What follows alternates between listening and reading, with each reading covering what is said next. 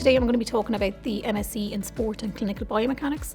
This is an 18-month blended learning programme. So by blended, I mean that we have a mixture of online delivery with some in-person classes as well. So typically the majority of the content is delivered online through weekly lectures, and then once a month we have a couple of intensive days of practical sessions where you would attend in person, usually in Galway. There are both thought and research components to this master's programme.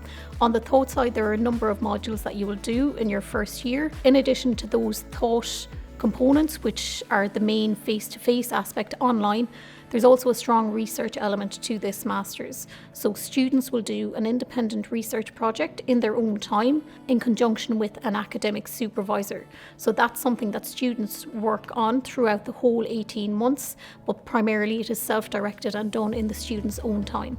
Usually candidates will be expected to have a minimum 2-2 degree, so second class honours in a cognate level 8 programme. A variety of different types of programmes would be suitable, anything really in the sport and exercise area or in the health sciences. So normally this course would appeal to people who have some understanding of biomechanics from their primary degree or from their area of work, and then this would build upon that.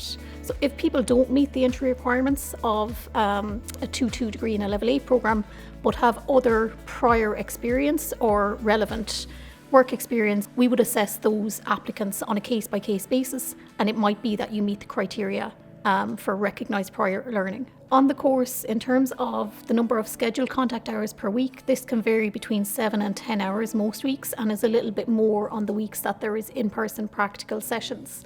Outside of that scheduled contact time, students are expected to spend minimum of 16 hours of self-directed learning per week, both on their thought modules and on their assessments related to that, but also on developing their individual research project. We use a variety of different assessments across our modules. On this programme, we don't have any terminal exams, we don't have any sit-down exams at the end of the year.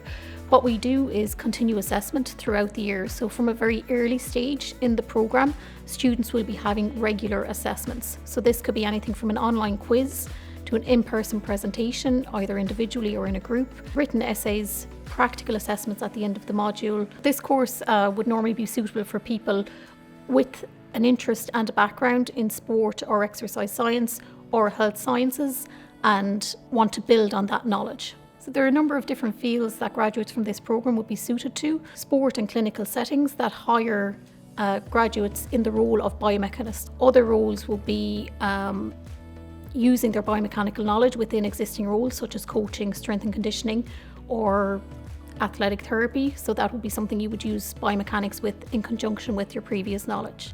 If we look at the healthcare side of things, so physiotherapists, podiatrists, osteopaths often routinely use biomechanics in their daily practice. So this course would be useful further learning for people in that environment.